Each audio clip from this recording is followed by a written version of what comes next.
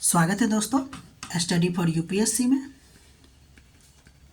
हम लोग इकॉनमी पढ़ रहे थे और इकॉनमी में अभी तक हम लोगों ने 17 लेक्चर पढ़ चुके हैं। आज उसका पार्ट 18वां है और हम लोगों ने 17वां लेक्चर में काला धन रोकने का काला धन तक पढ़ लिया था कि काला धन क्या होता है। अब हम काला धन को रोकने के लिए जो सरकार कुछ उपाय किए हैं ना, उसके बारे में हम लोग अध्ययन करेंगे। ठीक, तो देखते हैं कि सरकार के द्वारा जो है आपको रोकने का क्या उपाय किया गया है। ठीक है, देखिए, तो सरकार के द्वारा एक एक्ट लाया गया जिसका नाम है ब्लैक मनी एक्ट 2015, यानी कि undisclosed foreign income and asset. ये आपको 2015-16 में लाया गया था। इसमें कहा गया कि आप विदेशी काले धन से आप जो आपके पास आप जमा किए हैं विदेश में, वो आप घोषणा कर दीजिए। ठीक है ना, उसमें कुछ दंड स्वरूप कुछ लिया जाता। ठीक है, और हाँ, लेकिन ये होता कि उसको कोई और कार्रवाई नहीं किया जाता। ठीक है, ये एक्ट लाया गया। तो एक तो ये उपाय हो गया सरकार के द्वारा कि ब्लैक मनी एक्ट लाया गया 2015 का। इसमें काला धन से संबंधित घोषणा था। इसके अलावा डिमोनेटाइजेशन भी किया गया 2016 में। ध्यान दीजिएगा, ये डेट याद रखिएगा, 8 नवंबर 2016 को आपको क्या किया गया कि डीमोनेटाइजेशन किया गया। इसमें हुआ ये कि 5,000, 500 और 1,000 के नोट को क्या कर दिया गया, चलन से हटा दिया गया। अच्छा, ये जो डीमोनेटाइजेशन किया गया उसके पीछे तर्क क्या दिया गया? लोग कहते हैं कि कुछ फ़ायदा नहीं हुआ, ये वो दिस डैट। ध्यान दीजिए, इसका तर्क ये था कि सरकार का कहना था ना कि इस नोट का जो है ना स्वाइल रेट कम है।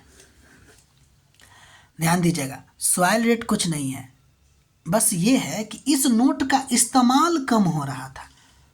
या तो वो बैंक में जमा हो सकता है नोट, या नहीं तो क्या होगा कि लोग के पास काला धन के रूप में जमा होगा। तो अगर जिसका चलन नहीं होता है ना, जिस मुद्रा का चलन नहीं होता है, इसका मतलब है कि उसका स्वाइल रेट कम हुआ है। इसका मतलब इसका इस्तेमाल कम हो रहा था। इसलिए काला धन को रोकने का एक तरीका डीमोनेटाइजेशन भी है, करते रहना चाहिए। आगे बढ़ते हैं। अगला एक योजना लाया गया, हालांकि ये 2 योजना लाया गया। एक तो आपको डीमोनेटाइजेशन से पहले और एक डीमोनेटाइजेशन के बाद भी लाया गया। तो इनकम डिस्क्लोज स्कीम, इसमें होता क्या है ना कि सरकार कहती है कि आप अपने छुपी आय को घोषित कर दीजिए, आपको मौका दिया जाता है और इसके बदले ये होगा कि आपसे पेनाल्टी भरवाया जाएगा। टैक्स तो काटा ही जाएगा ज़्यादा और पेनाल्टी भी भरवाया जाएगा, लेकिन आपको जेल नहीं होगा या फिर कोई और कार्रवाई नहीं किया जाएगा आपको। इसके अलावा सरकार काले धन से रोकने के लिए पैन कार्ड, आधार कार्ड को लिंक कर रही है। जीएसटी भी तो आपको मतलब कि काला धन रोकने का एक उपाय हो सकता है। डिजिटल पेमेंट को बढ़ावा दिया जा रहा है। तो ये सब कुछ उपाय है जो सरकार कर रही है काले धन से रोकने के लिए। और भी उपाय हो सकती है कि लोगों में जागरूकता फैलाइए, टैक्स का महत्व बताइए। ठीक है, कि टैक्स होने से क्या होगा, अंततः तो वो आप ही के पास लौट के जाएगा। तो बहुत सारा उपाय हो सकता है। मेनली हमने आपको 6 पॉइंट बताया है, आप ध्यान दीजिएगा। ठीक है, मिलते हैं हम लोग, मतलब पढ़ते आगे हैं। ठीक है, एक टर्म है जिसको हम लोग कहते हैं टैक्स अवॉइडेंस, यानी टैक्स न देने की प्रवृत्ति। देखिए, एक प्रक्रिया है यह जिसमें कोई व्यक्ति या कंपनी कानून के दायरे में रहकर टैक्स को कम करने की कोशिश करता रहता है। देखिए, ये इलीगल नहीं है, ये लीगल है। अब देखिए, कानून जो है उसमें कुछ ना लूप होल तो होगा ही, कुछ अपवाद तो होगा ही, एग्जम्पशन होगा ही। उसका इस्तेमाल करके वो क्या करता है, टैक्स बचाने की कोशिश करता है। एक टैक्स हेवन कंट्री हुआ करता है, मतलब टैक्स हेवन कंट्री आप सुने होंगे। उस जगह पे क्या होता है ना कि आपको टैक्स नहीं लगता है, आप वहाँ पे अपना कंपनी खोल के अदर जगह कर सकते हैं, लेकिन अब वो नहीं रहा। तो टैक्स अवॉइडेंस का मतलब होता है कि कानूनी तरीके से आपको टैक्स बचाना है। कानूनी है, ये बात ध्यान दीजिएगा। एक हम लोग पढ़े थे टैक्स इवेशन, वो कानूनी नहीं था। अब हम आगे बढ़ते हैं। तो इसलिए हम आपको यहाँ बता दिए कि ये कानूनी है टैक्स अवॉइडेंस। लोग बचाने की कोशिश तो करते ही है ना, कहीं अगर लूप होल है, एग्जम्पशन है तो उसका उपयोग करते हैं। ध्यान दीजिएगा, इससे ब्लैक मनी नहीं बनता। ठीक है। तो टैक्स अवॉइडेंस से बचने के लिए विश्व स्तर पे बहुत सारा उपाय किया गया। एक आप पढ़े होंगे GAAR, POEM, BEPS, DST, CRS, AEOI और GLOB ग्लोब अंतर्राष्ट्रीय और घरेलू उपाय हैं। ये सब क्या है भाई? ये सब उपाय है जो क्या करता है ना, टैक्स अवॉइडेंस को रोकने के लिए विशेषकर बहुराष्ट्रीय कंपनी की आय पर निष्पक्ष कराधान को सुनिश्चित करने के लिए बनाया गया है। तो ध्यान दीजिएगा, टैक्स अवॉइडेंस को रोकने के लिए ये टर्म आपको एग्जाम में देखने को मिल सकता है। इस टर्म के बारे में सिर्फ जान लीजिए कि ये टर्म सब क्या होता है। अगर ये टर्म आएगा तो आप सीधे याद रखिएगा ये सब क्या है, टैक्स अवॉइडेंस को रोकने का तरीका। देखिए, एक है GAR, इसका मतलब होता है कि जनरल एंटी अवॉइडेंस रूल। इसके अलावा POEM का मतलब होता है place of effective management. BEPS का मतलब होता है base erosion and profit shifting.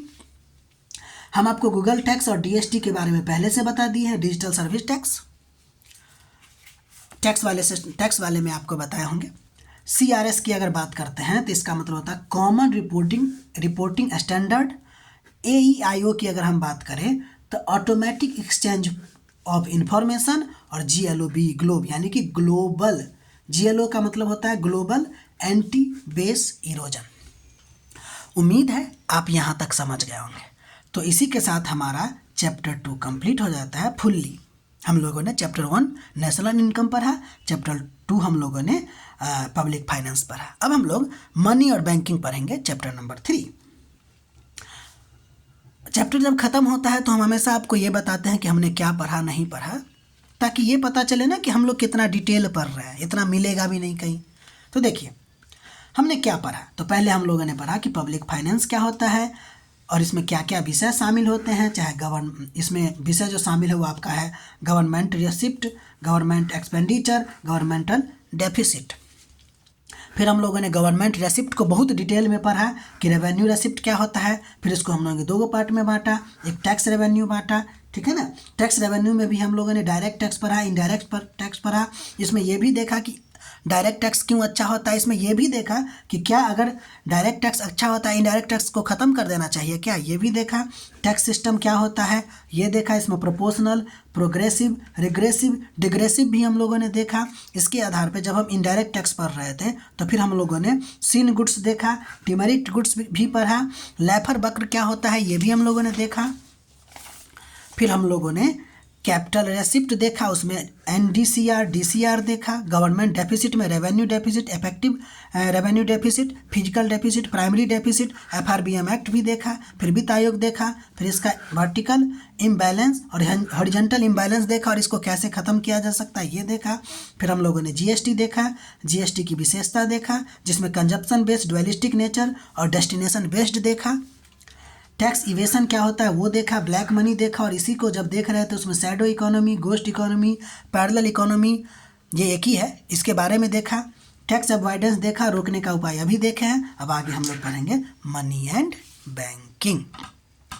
मतलब क्या है, मतलब ये है कि हम लोग बहुत डिटेल अध्ययन कर रहे हैं। और 2 चैप्टर अगर आप बनाए होंगे, नोट अगर पढ़ रहे होंगे